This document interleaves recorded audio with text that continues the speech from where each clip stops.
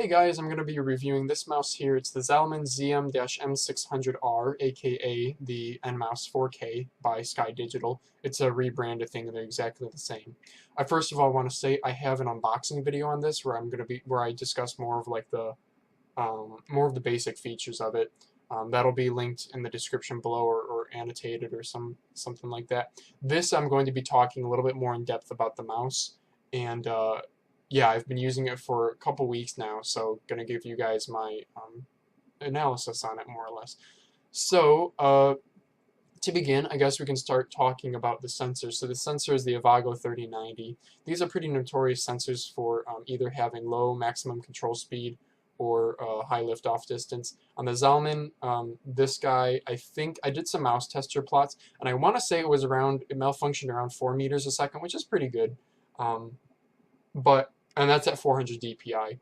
But liftoff distance is a bit high at about 2.5 DVDs. That can't be adjusted in software. The sensor by default ships with angle snapping on, which sucks, but you can get software to disable that, so that's not a problem. The software I'll talk more about in this video, but the software is very important to use. The mouse, at least mine, I have 2 of them, they both shipped with firmware like 1.2 or something like that, which the software does not support. You can download the software and it will say no NMOUSE found. You need to manually update the firmware to the latest version and then you can use the software. I'll be showing you guys how to do that in the video in a little bit. So yeah, the sensor track's great. I've been comparing it to my G400, which I currently have plugged in right here. And at 400 DPI, both of these at 400 DPI, they both use the same sensor more or less. As far as you guys need to know. At 400 DPI, I'll put up some Microsoft Paint tests for you guys. They track basically exactly the same. No jitter. Again, high liftoff distance kind of sucks. No angle snapping as long as you disable it on both of them. Yeah, so it's been good. The one thing that does kind of suck though is if you look at the bottom here, this hole in the middle, that's where the sensor is. It's actually slightly off center. The sensor is actually slightly towards the bottom, which threw off my aim enough where I've been doing some mouse modding, which is why you can see like the PCB inside of a Logitech shell. And I'll be talking about that more later on. Yeah, so the buttons and everything, they feel great. They ship with Omron D2FC-F-7N 20 million click rated switches. The shell design is pretty good. It's better than like the G100S because you're not bending such a large piece of plastic because they are fairly separate from the shell. I can show you guys that somewhere. Here we are. Speaking of which, there is a metal brick thing that goes underneath here that I took out. The weight, if you leave the piece of metal in, is 92 grams, and with the piece of metal out, it's 76. So there you guys can see the buttons. Nice thin little pieces for it to bend, so it feels very raw when you click. The upper shell is in like 2 halves. One is a glossy coat, the other one is, it's not rubberized, it's just more of a matte finish plastic. I honestly don't have a problem with it. Actually, something I do really like about the shell is a textured plastic. It's not glossy, it's kind of matte. You can kind of see this is matte, and it goes glossy, and then the bottom is kind of in between. And it feels really good to grip. Yeah, I mean, I don't understand why certain mice, at the edges here, they'll actually flare it outward, which just means when you try to lift it up, your finger slides. But you do have a bit of a ledge here, which is really nice for lifting the mouse. You know, if you want to do kind of a palm grip, it is a small mouse, so you will end up probably doing like a hybrid palm claw just by instinct. The hump is towards the back, which I personally like. It does make it contact your palm a little bit more, so you do feel like a little bit more stable, I guess.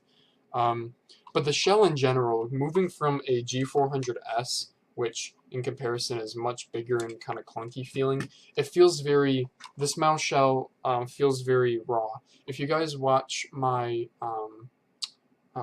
my highlights, that actually is using the NMOUSE 4K. It's a Pug highlights. It's on Gauss and Badlands. I was playing against a couple Araxium guys. That was a lot of fun, and I pulled off a lot of awesome shots in there. That was not with this shell. That was with a modded shell, which I'll show you in a minute. But that was with the NMOUSE 4K, or this Zalman mouse, I guess. it just is a very, very, when you have a mouse shell that is small and ambidextrous, at least for me, it makes me feel like I have a very raw input to my mouse movements. It doesn't really, when I'm aiming at some guy, I don't really have to think, okay, now I'm going to use my arm, now I'm going to transition to using my wrist for the finer movement. It's more of just, it feels like I can just put the mouse anywhere. It's hard to explain, but it definitely does feel more natural, I guess, is the best, that's the simplest way to say it. It's a more natural, more control shape for me. Let's see, there's a DPI button on the top, which I don't use because I just use the DPI on the software. There also are switches on here for DPI and polling rate. Again, those are adjustable in software. I wouldn't recommend toggling these switches.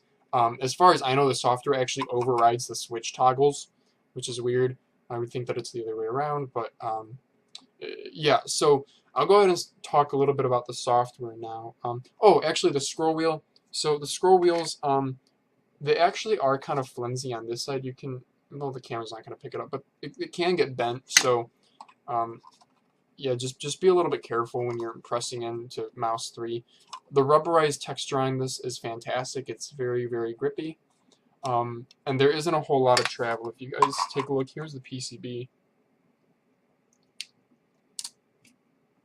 So you can see we have our 2 micro switches if it focuses at the top, but mouse 3 is that shitty little Panasonic push button kind, and they aren't that great. And you can swap it out, but the problem I found was because of the orientation of the rod on the scroll wheel, if you put a switch in there, you might not have enough surface area for the rod to contact on, but whatever. That's, if you guys are modding your mice, then you're probably comfortable with figuring things out.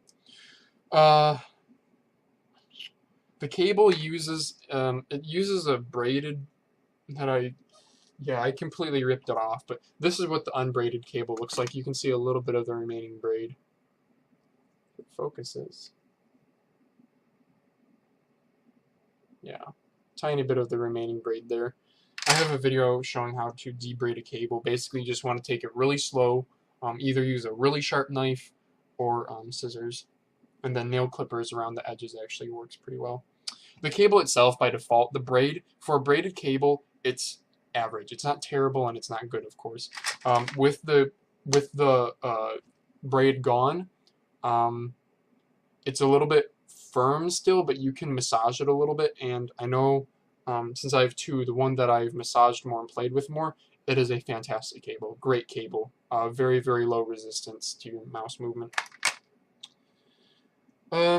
Okay, let's go ahead and talk about the software, unless there's anything else I need to say. So, okay, let's go ahead and show you guys the software.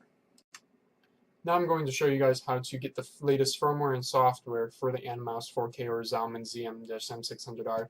This is the Zalman website. Don't use these links. They aren't up to date, and honestly, one of them isn't.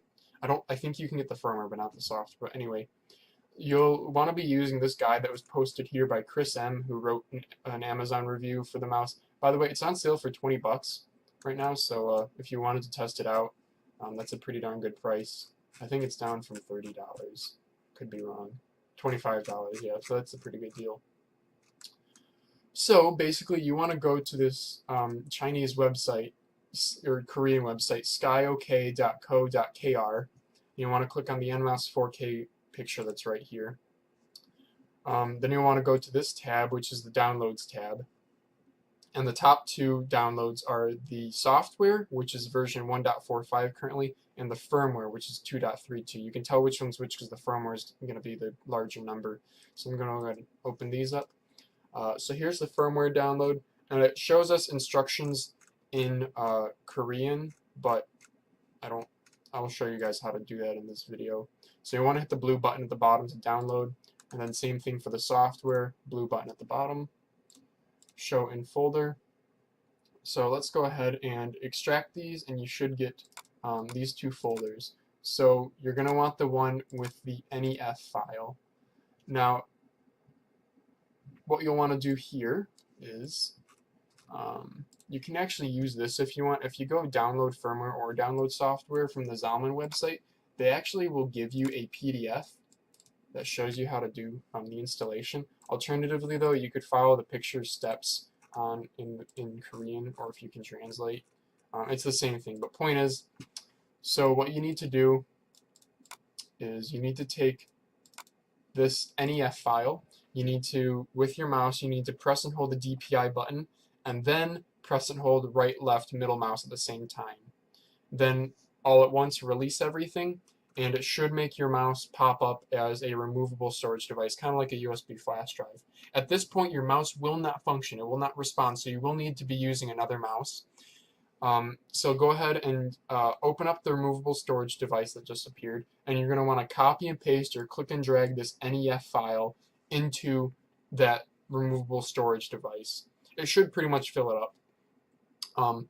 Then it says to wait 20 to 30 seconds after the green bar is finished loading, and then you disconnect your device. It says to wait because if you disconnect the mouse while it's still copying the files over, you will brick your mouse and it will not work anymore, so you'll have to get a new one. So just be careful of that. But once you do that, that's how you update the firmware. Now that you're on the latest firmware, you can go ahead and install the software. So to get to the software, again, you extract the folder, NMOUSE setup, and it's an application. You'll just want to run it through the installation wizard like you would with anything. And then once you have that up and running, this is what the software looks like. So currently I have my mouse plugged in right here, and I'll show you guys. So I guess it shows the USB voltage, which is interesting. You can change the colors and stuff, change the polling rate, DPI and whatnot. Let's go ahead and go over to the main tab. So this is where you can have 4 DPI steps. I currently use 400. The mouse has that switch on the bottom side which changes the DPI, but the software overrides that. Same thing for polling rate. You can select whatever you want. So I've been using 400 and 800 DPI because I believe 800 is native for the 3090 sensor. And at least on some implementations, at higher DPI steps, like over 2000, you can get some jitter. You can change the lift-off distance between low and LOD off. LOD off is basically higher. Both of them are pretty high though, but low is slightly lower. I'd say LOD off is probably like 3 to 3.5 CDs, and then low is about 2.5. Here's the box where you can check for angle snap, and then wheel acceleration you can also enable, disable. So definitely disable angle snapping because most of you guys won't want that. On the advanced tab, we can change the double click speed, this is just an override for the Windows double click speed. It's really no difference. Same thing with here, the vertical scroll speed and sensitivity options. These are all just overrides for the mouse and touchpad settings within Windows. It's just an override for this dialog box. So you have double click speed here, and then you have your pointer speed and whatnot. Ultra fast click enable, I have no idea what that means. Power save, I guess that's just how many minutes you want it to turn off after a while. Here we can change the LED color, which I'll show you guys. So you can turn it on or off, and then you got to hit apply, and you can see that's off. So I can go off. Oops, didn't mean to hit cancel. So there you go. Now that red LED, that's just the LED for the sensor. If I want to put it on variation, I can control which colors it cycles through. Oops. If I hit apply, there we go. I personally like white, so I'm just going to go ahead and set it to, let's see, single color, white, apply, and then that's also white. Yeah. And then here's where you can update. You can update this firmware through the application itself here. You can also do a manual update, which is just, dumping the file in, going to the NEF file and double-clicking the NAF file. And that's pretty much the software. I don't believe you need to have the software running while the mouse is running. So if you want to just install the software, I'm pretty sure it saves it to onboard memory. Yeah, you can hit default to go back to the default settings here. Yeah, alright, so let's go ahead and go back and show you guys some of the other things that I've done with my mouse. Alright, now I'm going to show you guys a little bit about some of the mods that I've been working on. So this is the base PCB, and this shell, or this PCB shape, I guess, just makes it really, really easy to modify into a lot of different shells. You have, it's completely symmetrical, nothing's offset, and the switches are in pretty ideal locations. So basically, if you are interested in doing some sort of mod, one of the big things you need to look for is, first of all, take one that is modded already. This is a base shell from just a pretty basic Logitech shell. It's called the M-BJ58. Oops, not that one, this one. Looks something like that, okay? And what you need to look for is basically you need the sensor hole. This actually doesn't need to be aligned because you can cut a hole anyway, but you do want the PCB to fit symmetrically in here because you want the sensor to be somewhat centered. That's probably the first thing you want to look for, and that also means the PCB needs to fit. The second thing you want to look for, which is probably the hardest, is you need the pads on the bottom of the mouse clicks. You need those to align with the micro switches. And so as you guys can see here, they actually do align with each other. I mean, obviously they're slightly off, but they align with each other enough where this mouse shell will actuate these switches. And then, there's some other things that you need to look for. You need to make sure that there's going to be room for cable management. You want the weight distribution to be somewhat good. And I mean, all I really did to make this mod happen, I have a video on it, is you basically just cut out some things with a Dremel. And yeah, it fits pretty well. I put a little lip at the bottom so it just kind of folds right in there, just like that.